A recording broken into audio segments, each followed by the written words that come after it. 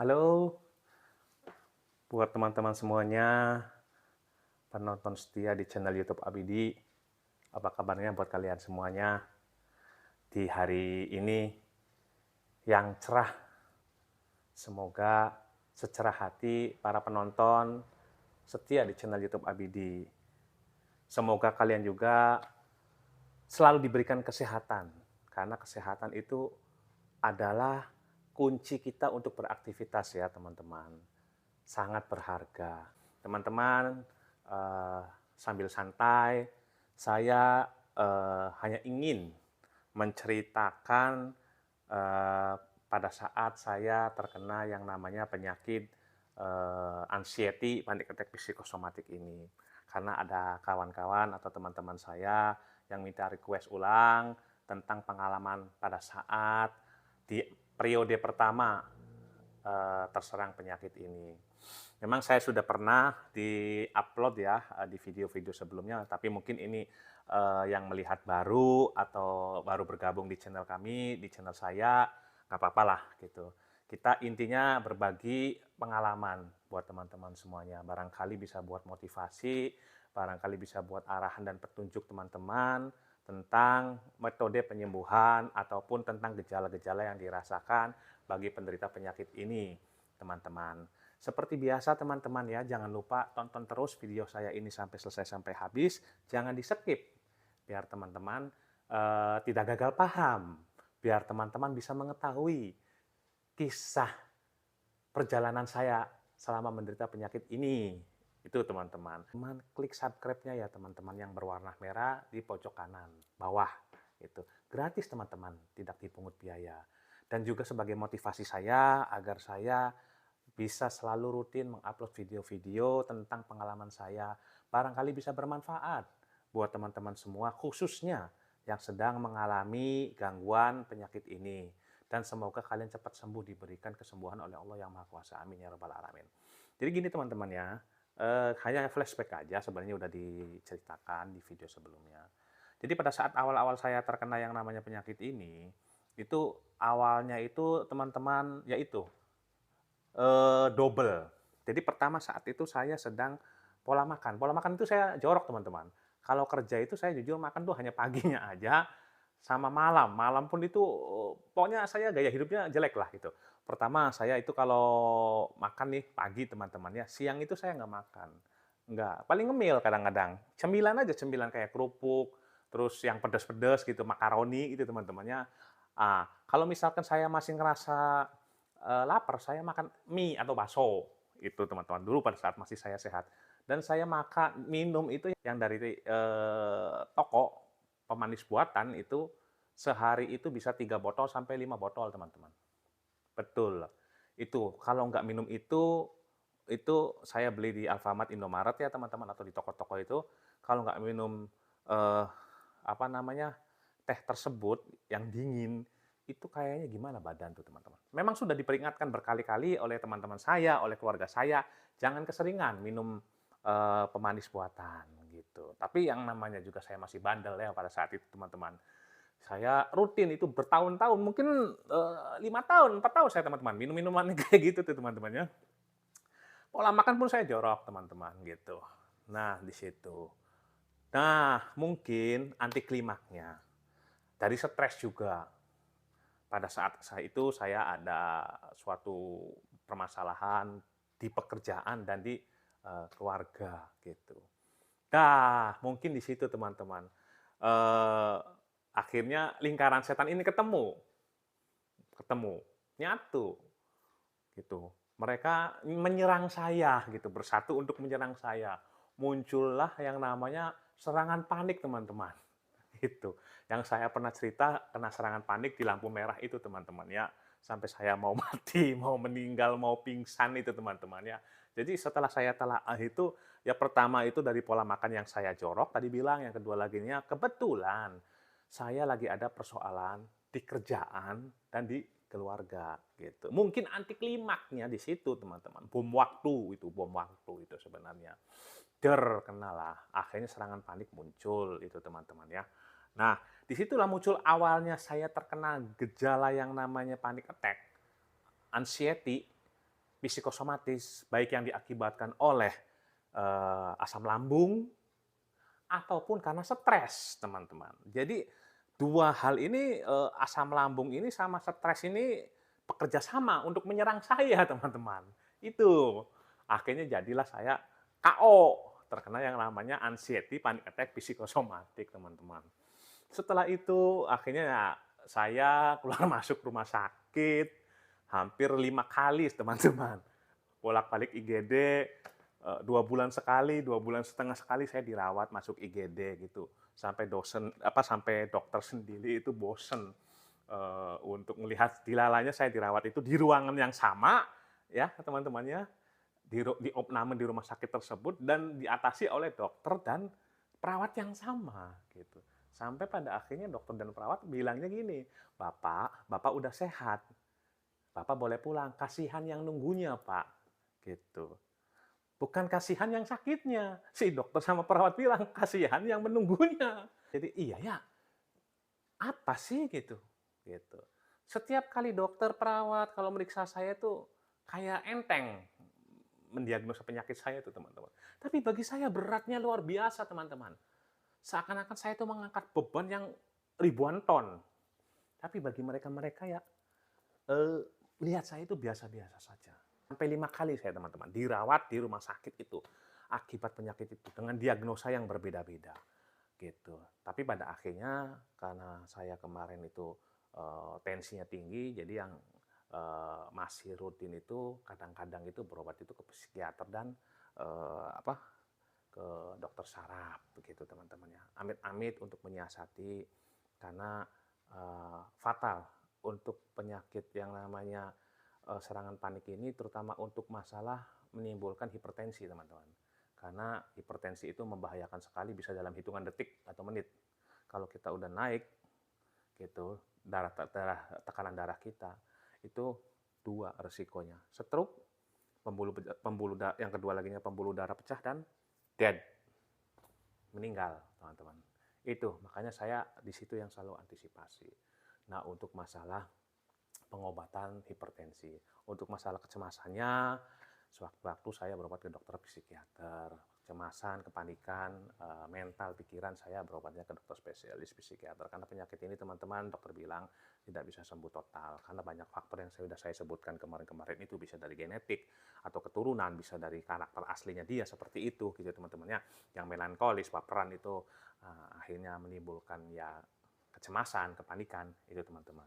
Nah, saya sendiri, teman-teman, pada saat itu menderita, banyak gejala-gejala yang dirasakan. Ya, mungkin dokter, perawat tuh bosen, ya, bahkan keluarga pun, istri pun bosen. Jadi semua orang yang melihat saya itu bosen. Mereka itu nganggapnya, bahkan tetangga, teman kerja, segala macam itu, teman-teman, menganggap saya itu aneh, lebay. Istilahnya gini ya, kelihatan dari casing, saya itu sehat. Gitu. Nggak ada apa-apa. Beraktivitas normal, gitu. Nah, Bapak sakit apa? Mas sakit apa? Abang sakit apa? Sehat-sehat saja kok saya lihatin. Itu pertanyaan dari orang yang melihat saya itu gitu, baik tetangga, keluarga, semua teman-teman. Menganggap saya itu alay lebay. Itu teman-teman ya. Jadi jangan buat teman-teman juga yang punya penyakit seperti saya, jangan mudah tersinggung karena itu realita yang pernah dihadapi oleh saya. Alay lebay, apalagi saya memiliki badan yang katakanlah kekar gini, teman-teman ya, gitu. Jadi anggapannya mereka saya itu kayak mainan penyakit ini gitu tehnya. Tapi ya biarin aja. Dokternya aja sampai ke saya ngomong seperti itu. Demi Allah, teman-teman, dokter ngomong ke saya seperti itu. Bapak tuh sehat. Bapak tuh gagah. Bapak itu kelihatannya normal. Tapi bagi saya setelah ngelihat Bapak, Masya Allah ya Pak, canda gitu. Artinya apa? Ya Masya Allah banyak penyakitnya, teman-teman. Itu dokter loh, teman-teman. Spesialis yang ngomong, asli demi Tuhan itu, teman-teman. Dan jadi buat teman-teman, sama. Bagi mereka yang memiliki penderita penyakit ini, jangan tersinggung kalau Anda curhat sama orang lain tidak diladenin. Bahkan diketawain, ya itu dianggap alay, lebay, baperan. Gitu. Karena saya juga merasakan hal itu ya teman-teman. Nah, itu teman-teman. Yang kedua lagi ya teman-temannya, setelah saya bolak-balik rumah sakit, didiagnosanya dengan A sampai Z gitu ya teman-temannya. Nah, itu banyak karena penyakit ini munculnya banyak banget gejalanya teman-teman ya. Yang pertama itu teman-teman yang saya pada saat itu dirasakan di awal-awal itu ya teman-teman. Gejala yang munculnya itu teman-teman ya, Karena serangan panik ini muncul secara tiba-tiba, ya entah itu dari GERD, asam lambung, entah itu dari tekanan atau stres, teman-teman, secara tiba-tiba, teman-teman. Dan memang durasinya nggak seharian full.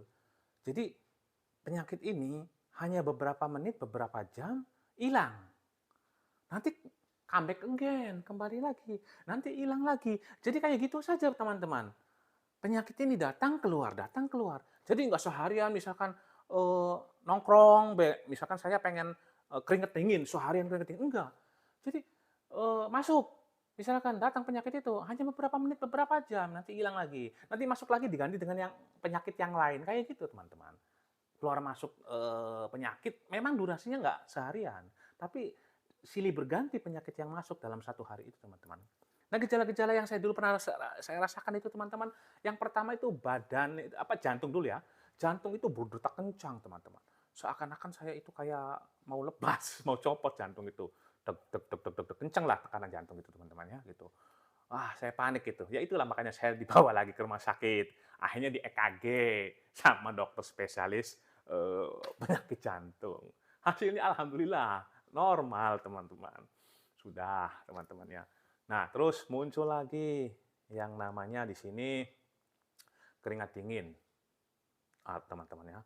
Apalagi kalau saya naik motor itu kayak dingin, teman-teman, gitu ya. Padahal saya pakai jaket kulit, teman-teman. Terus eh, tangan ini berkeringat ataupun kebas, kesemutan. Kaki juga sama, kesemutan, teman-teman.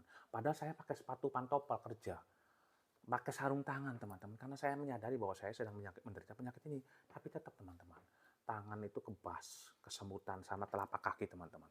Itu, teman-teman. Terus entahlah gitu, kita itu selalu merasa gelisah, selalu berpikir yang tidak masuk akal. Ya, itulah, teman-teman. Yang berpikir tidak masuk akal itulah mendengar sirine ambulans saya takut, itu, teman-teman. Yang tidak logis ya. Mendengar berita kematian saya takut. Mendengar burung gagak atau burung itu yang menandakan kematian saya takut. Mendengar kabar buruk saya takut. Jadi hal-hal yang sepele itu bagi kita luar biasa takutnya. Eyangnya takut, istilahnya gitu, teman-teman. Bagi penderita penyakit ini, teman-teman. Yang tidak masuk akal, yang tidak masuk akal dan yang tidak logis. Itu, teman-teman. Banyak sekali gejala-gejala yang tidak logis. Bagi kita itu merasa ngebatin, datang, ketakutan. Gitu, teman-teman. Terus berikutnya, yaitu kita itu mulut kering, otot menjadi tegang, teman-temannya, baik di kepala, di leher, di punggung itu, teman-temannya, semuanya itu muncul itu, teman-teman. Ya, makanya saya dibawa ke dokter spesialis saraf, dikasih obat gabapentin. Saya dikasih gabapentin untuk pelumas, bukan pelumas ya, untuk mengendor otot gitu. Vertigo, kelayangan, pusing, kasih obat juga sama dokter saraf. Namanya flunarizin dan betahistin. Itu untuk vertigo, pusing kelayangan ya, teman-temannya, mau pingsan itu, saya dikasih obatnya itu. Terus yang berikutnya itu sesak napas. Sesak napas saya dibawa ke dokter paru-paru. Hasil ronsen alhamdulillah normal, teman-teman. Selesai sesak napas itu, teman-teman ya, gitu.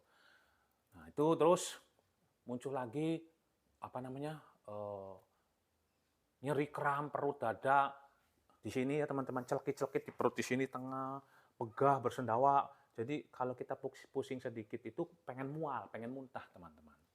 Itu yang saya rasakan, ditekan ini saya sakit, teman-teman ya, ulu hati itu. Nah, itu, teman-teman. Makanya saya dibawa ke dokter spesialis penyakit dalam. Itu, teman-teman. Dikasih obat, teman-teman. Itu. Obat juga sama dikasih. Obatnya Lansoprazol, Besanmah, teman-temannya, gitu. Dikasih itu, teman-teman. Ada itu. Pernah saya merasakan peminumnya juga itu ya, teman-teman. Makanya saya bolak-balik ke rumah sakit 5 kali, teman-teman. Karena penyakit ini gitu. Nah, jadi saya berbagi informasi saja gitu. Terus yang berikutnya adalah telinga berdenging, teman-teman. Itu saya juga sempat nanya ke dokter THT, karena apa kok saya sering berdenging. Kalau lagi kerja, apalagi kalau pakai helm, teman-teman, itu kayak mau pingsan, pusing banget sininya. Kan helm kan nutup, teman-teman ya, pusing banget, berdenging banget itu, teman-teman. Lah, itu, teman-teman. Akhirnya saya ke THT untuk memastikan kondisi fisik saya ternyata sehat, yaitu dampak dari subjektif dari kecemasan ini gitu teman-teman ya. Terus berikutnya itu sakit kepala, yaitu kepala itu kayak ditusuk-tusuk paku itu teman-teman ya. Seperti itu teman-teman gitu. Makanya saya banyak dokter spesialis yang saya jalani teman-teman. Dan terus yang berikutnya itu gejala hal sepele yang tidak masuk akal ya, kayak mendengar sirine ambulan, mendengar berita kematian itu. Di sini teman-teman ya, penyakit mentalnya itu seakan-akan perasaan itu terlepas dari kenyataan. Kayak gitu teman-teman. Mohon maaf ya, kayak roh kita itu mau lepas dari fisik kita teman-teman. Bener, penyakit ini seakan-akan dekat dengan kematian. Setiap hari merasakannya itu saja teman-teman. Karena apa? Saking banyaknya penyakit, ya, dan mental keserang. Akhirnya pikirannya macam-macam. Sudah aneh-aneh saja teman-teman. Penyakit ini menimbulkan banyak pikiran-pikiran yang aneh yang secara logika tidak masuk di akal teman-teman. Itu yang saya rasakan teman-teman. Banyak sekali. Jadi hal-hal yang sepele itu kita terlalu besar-besarkan, terlalu dicemaskan, terlalu dikhawatirkan, terlalu dipikirkan teman-teman. Itu teman-teman. Terus seakan-akan itu kita kayak mau gila. Itu teman-teman. Ya karena apa? Karena saking banyaknya penyakit, nggak ada yang mengerti sekeliling kita bahwa saya sedang menderita penyakit ini, dan saya merasakan pribadi kok sakit saya nggak sembuh-sembuh ya. Gitu. Menjadi-jadi. Dan durasinya lama teman-teman, berbulan-bulan, bahkan bertahun-tahun. Kita kan akhirnya kan pesimis. Anggapan saya kalau nggak gila ya mati. Itu teman-teman, bagi penderita penyakit ini teman-teman. Makanya teman-teman di sini, semoga kalian kuat dalam menghadapi penyakit ini teman-teman ya. Jadi kalian mudah-mudahan dengan adanya penyakit ini ambil hikmahnya. Kalian jadi lebih dekat sama Tuhan yang Maha Kuasa. Perbanyak amal ibadah kalian teman-teman. Itu saja pesan saya teman-teman. Terus berikutnya juga saya dalam menjalani hari-hari terkena penyakit ini, akhirnya berdampak dalam sosial saya. Saya nggak mau bergaul dengan dunia luar karena takut mendengar berita buruk, takut ada keceletukan omongan yang nggak enak. Itu teman-teman, minder gitu. Jadi ada rasa tidak percaya diri dan ketakutan. Itu takut mendengar dan melihat sesuatu yang tidak cocok di hati, nanti jadi pikiran teman-teman. Itu akhirnya kita jadi introvert, menyendiri teman-teman. Dan yang kedua laginya teman-teman, kita itu uh, menurunkan kualitas hidup. Kita takut jadi pekerja. Karena kalau saya masuk pekerjaan saya dimarahin sama atasan. Nanti kalau saya misalkan ada lembur capek, nanti bagaimana? Akhirnya lebih baik saya nyari posisi aman keluar dari pekerjaan. Itu teman-teman. Ketiga laginya, kalau kita sudah nganggur berpikiran juga masalah keuangan. Muncul lagi masalah teman-teman. Kalau kita nekat resign, masalah keuangan, ributlah kita dengan istri. Karena sumber mata pencaharian sudah nggak ada lagi. Bisa stres, bisa gila kita teman-teman. Itu diujinya luar biasa teman-teman. Penyakit ini teman-teman. Gitu, karena yang diserang fisik dan mental di penyakit ini ya teman-teman ya. Dan berikutnya itu teman-teman, ya sedikit ngomong jorok, gairah seksual itu sangat tidak ada sama sekali teman-teman ya. Sangat tidak ada sekali. Itu. Mungkin buat teman-teman yang sudah merasakan juga pastilah gitu, penyakit ini gitu. Jauh dari gairah seksual itu teman-teman ya. Boro-boro kepikiran ke situ. Mungkin samalah bagi yang sudah menderita penyakit ini duluan pasti mengerti dan memahami gitu. Itu teman-teman. Jadi teman-teman di sini hanya berbagi informasi. Itu keluhan-keluhan yang dialami oleh saya dulu, teman-teman. Gitu. Jadi biar teman-teman tidak merasa saya itu sendirian penyakit ini nih, gitu, nggak ada teman, gitu teman. Ada, saya juga sama teman-teman, hadir seperti kalian semua, gitu. Yang terpenting teman-teman, jangan pasrah. Berkali-kali saya bilang, Tuhan tidak akan merubah nasib seseorang jika orangnya tersebut tidak bisa merubahnya sendiri. Jadi kalian jangan hanya sekedar berdoa, kalian cari obat penyembuhannya teman-teman. Selebihnya tawakal pasrah sama Allah yang Maha Kuasa. Itu teman-teman. Yang kedua laginya, kenapa kita nyari obat? Teman-teman, kita itu kan beda-beda orang, ya, gitu, dengan beda-beda karakter. Metode penyembuhannya juga, walaupun penyakitnya sama, itu hasilnya akan beda-beda, teman-teman. Tergantung dari tanggung jawab masing-masing si penderita, gitu. Jadi, kalian jangan putus asa. Kok saya sama kembaran saya sama-sama punya penyakit tapi dia lebih duluan. Gitu teman-teman. Beda teman-teman. Banyak faktor-faktor yang bisa menyebabkan perbedaan itu teman-teman. Itu. Jadi tetap yang pada prinsipnya Anda tetap berusaha untuk mencari obat teman-teman. Karena saya bilang lagi, setiap penyakit itu pasti ada obatnya di dalam Al-Quran teman-teman. Itu yang terpenting kalian berusaha nyari obat. Nah, itu saja teman-teman. Saya hanya sedikit mengulang tentang perjalanan hidup saya selama menderita penyakit yang aneh ini, gitu teman-teman. Penyakit yang lumayan luar biasa dampaknya ya. Itu buat fisik, buat mental, buat sosial kita, buat kehidupan kita, buat keuangan kita, buat masa depan kita. Ini penyakit ini teman-teman, biang keroknya ini nih. Kecemasan, kepanikan, psikosomatik yang diakibatkan oleh GERD, asam lambung, dan stres, teman-teman. Itu. Semoga kalian cepat sembuh, saya doakan teman-teman ya.